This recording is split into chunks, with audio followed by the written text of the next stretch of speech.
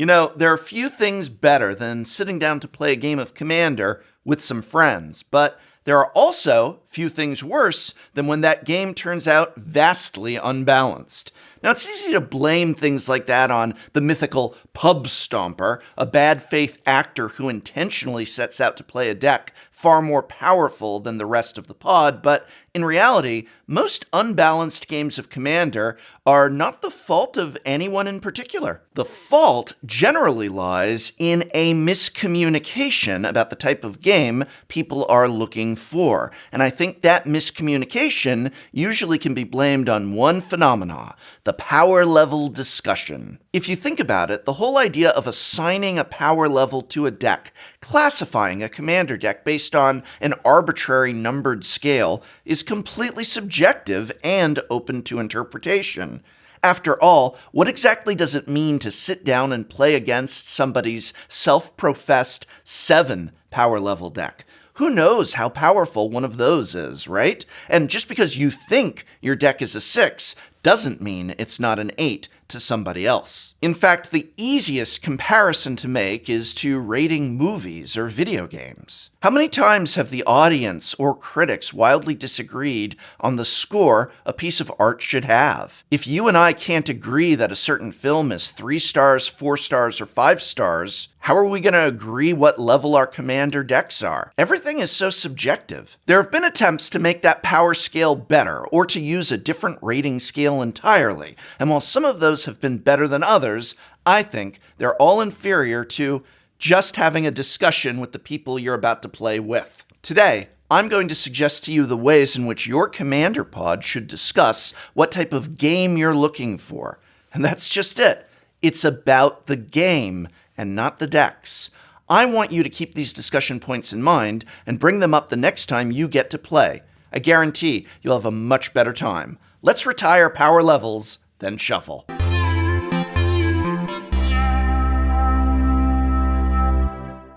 Before we begin, a quick word about this video. This video is sponsored by Keeps, a subscription men's health brand for hair loss prevention. In the same way we Magic players want our games of Commander to do and achieve different things, so too do many of us work to empower ourselves through how we choose to present ourselves. Now, there's absolutely nothing wrong with being bald or balding, but for some of us, we don't wish for our bodies to go in that direction, and that is where Keeps comes in. All Keeps is an option for you to help control how you want to look, and it's an affordable option. Did you know there's only 2 FDA-approved hair loss products out there, and Keeps is the generic version of those. So Keeps is incredibly more affordable than those powerful yet expensive name brands. That's all Keeps is. Plain and simple. It's the generic brand medication at a huge savings. Keeps offers doctor consultations online, which is great, so you can get treated from home, and yes, you're working with licensed doctors. The medication is delivered right to your door, all of which makes for a safe, secure, and easy process.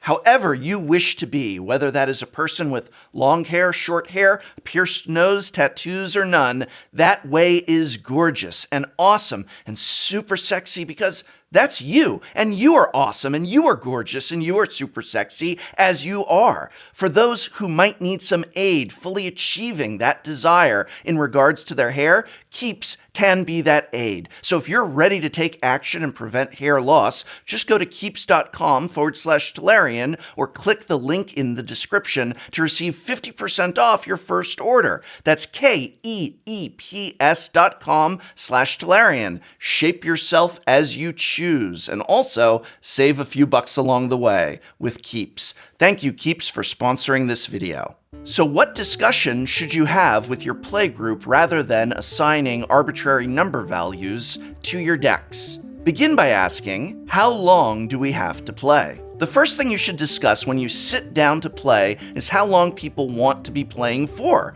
Would you rather play one longer game or a few shorter ones? Most people have a general idea of their ideal game length, and this is a really important thing to keep in mind when sitting down to shuffle up, and can be especially useful to know when playing with strangers online who might have different commitments or even be in different time zones. Depending on how quick your decks pop off, the average game length might differ. And when it comes to your deck's individual strategy, it might also affect the game length. If you're playing a grindier, value-based recursion deck that wants to use the graveyard and keep the board simplified while gaining incremental advantage, the game length might go longer. This is true for other strategies as well. From stacks, the idea of slowing everyone down to your pace, to decks that want to run Grave Pact effects. All of these decks want to play a more drawn-out game of Magic. Likewise, if you're wanting to play a combo deck or a faster, aggressive deck, that can also affect the game length, and in that case, make the game quicker. There are actually some great strategies in Commanders for this that don't involve combos, like Tangrith, Mogis, God of Slaughter, and decks that get Monarch into play early. All of these decks encourage gameplay to keep moving. I'm not here to tell you that there's any one correct way to play Magic, let alone Commander, but I am here to suggest that you talk about the speed of game you'd like to play with your play group before you get started. People do all kinds of things to limit the power of their decks, and playing less recursion is one such option. It can be frustrating to be sitting under a locked-down, grindy game state with a deck not built to play that kind of game, especially when it doesn't look like anybody is about to win anytime soon. And if you're not sure if your deck choice is right, all you have to do is ask. It's that simple. Next, you and your playgroup should determine, are you playing to win or playing to socialize? The next question I'd like you to ask is whether the pod wants to play to win or to socialize. This is a big predictor of how a game might go, and can do a lot to temper people's expectations of how a game will play out. Many of us have tuned up our themed tribal deck without any flashy combos, only to sit down with somebody who has the reverse and is going to blow us out of the water before we can even get our first elf lord to resolve. It's just not fun. The thing is, though, that doesn't have to happen. Getting a feel for the type of game people want to play is extremely valuable, and can even do a lot to prevent feelings of dissatisfaction in the first place. Generally speaking, people get salty playing Commander because things feel unjust. While some of the time that's because they disagree with threat assessment, there's an equal chunk of the time that it's because their expectations were subverted. If you're playing to win, then all bets are off, and the gameplay that rises from that is going to be tight. If you're wanting to play a social game, that might mean the game plays out differently. People may be a little less cutthroat with their removal, and splashy blowout plays are not only endorsed, but encouraged. Letting players have a chance to quote-unquote do their thing before being knocked out is the name of the game when it comes to social games. And it's something more players value than you might think. So when you sit down for a game of Commander, find out what type of game your friends want to play. Competitive or social, relaxed or optimal. Setting the tone for the game sets the expectations, and expectations reduce salt. Discuss with your playgroup, what don't you like to play against? Sometimes you're just not in the mood to play against a certain kind of deck or strategy. Picture this. You've been playing against control decks for the past 3 games and never want to see another island in your life. You've had spells countered, permanents removed, and everything has felt a little too much like tournament Magic. You sit down at a table and the other members of your playgroup pull out Koma, Cosmos Serpent, Toshiro Umezawa, and Lord Windgrace. That's just not going to be fun, and you're already feeling animosity before you even sit down. In those cases, it's perfectly reasonable for the table to ask a simple question of each other. Before we start, is there anything you don't like to play against? Now, I'm not in any way suggesting that this is a way for you to say no to somebody's idea of fun. Your opponents have put just as much time into their lovingly crafted decks, and they should have an equal opportunity to play them. While some decks can be annoying or tiresome to play against, you should never use this pre-game discussion as a way to make people feel bad. Instead, think of this as a way to get a read on things and make sure nobody's deck is getting hosed. If you're sitting down with a Voltron deck against a Grave Pact style deck and lands-based one with plenty of fogs, you're absolutely in for a bad time. If you can see that before the game starts, then just talk about it. Likewise, if you're the player with a deck that you can tell is going to completely ruin another player's day, maybe offer to play a different deck yourself. Or, if you haven't gotten to play this particular deck for a while, ask your opponents if they have something else they can play instead. Fun is not a zero-sum game, and if you're setting out with the intention that each player have some amount of fun, then asking this question is way more important than if you're aiming for a competitive game. It might even be that players just don't like playing with chaos effects. They often take a lot of time to resolve, especially over webcam, and if the only decks they have with them in person are full of expensive or rare cards, they might prefer to not share those around a table more frequently than they have to. And not because they don't trust people, it's just super easy to accidentally shuffle an opponent's card in when packing up. I remember at Magic Fest, yes, I remember Magic Fests, when someone ran up to me an hour later saying, "Hey, I have your Spreading Seas." It happens. Normalize asking about what players are turned off by, but with the caveat that that doesn't mean they can avoid it every game. Sometimes, though, it's just the end of the week and everyone's tired. Alright, so you've figured out how long you have to play. You've agreed that fast combos are for the game after this, and that though you're playing to have fun, you will play optimally with the cards you draw.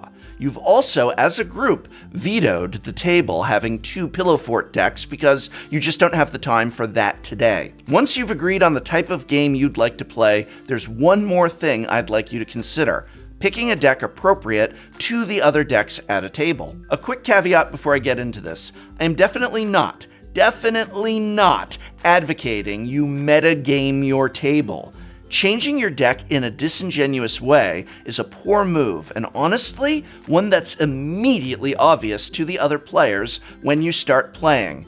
It won't win you any points and will more than likely just make people not want to play with you again. There is something to be said, however, for making sure your deck is in the same league as the others, and far and away the most relevant indicator of how a game may go is how much utility the commanders at the table have. I would classify commanders into 3 main categories when it comes to how much utility they have. First up, the classic style of commander, a legendary creature with a cool ability. Think Lyra Dawnbringer, Yiva, Nature's Herald, or Korlash, heir to Blackblade. These commanders are cool and can do some powerful things, but they don't really help you out of bad hands or do too much to enable your strategy. Next, we have the commanders that can both enable a strategy and give some payoff. Maren of Clan Nel Toth, Alila, Artful Provocateur, or Feather the Redeemed. These commanders have some inbuilt card advantage and signify a particular mechanical identity or strategy to a deck. They can keep the game moving with their abilities. Finally, we have what I'd call the top tier of commanders. These are the ones that provide card draw, ramp, or even both, sometimes even from within the command zone. They can also be aggressively costed and usually give you a lot of options. Think, of course, Golos, Tireless Pilgrim, Kenrith the Returned, or Korvold, Fey Cursed King. These commanders offer serious advantages in the zone and are beyond compare. Even if you decide on the expectations of the game, it's useful to just check before you start. Are these decks stacked up against each other correctly? While it's entirely possible for commanders from different categories to play with each other, you might find that trying to sit down with a classic commander with no real card advantage stapled to it in a pod of new school commanders is a really bad choice. You're going to get left behind quickly, and that's no fun for you, and might also be less fun for the pod in general if it leads to an unbalanced game. So be sure to just check and reselect your deck if you feel you need to. You might not realize it, but the reason you're salty about a game could be down to how the commanders themselves may have been mismatched from the beginning, even if the intention was to be on the same page with everything else. Number 5, have a post-game debrief. As tempting as it can be to just duck out of a game when it wraps up, you're probably missing out on a valuable thing: the post-game debrief. Debriefing after a game can be the difference between whether your playgroup learns from the game, and sometimes, when it comes to online groups in particular, whether the playgroup stays together at all. Make sure to discuss any cards or card interactions that you feel may have been inappropriate or didn't line up with your expectations.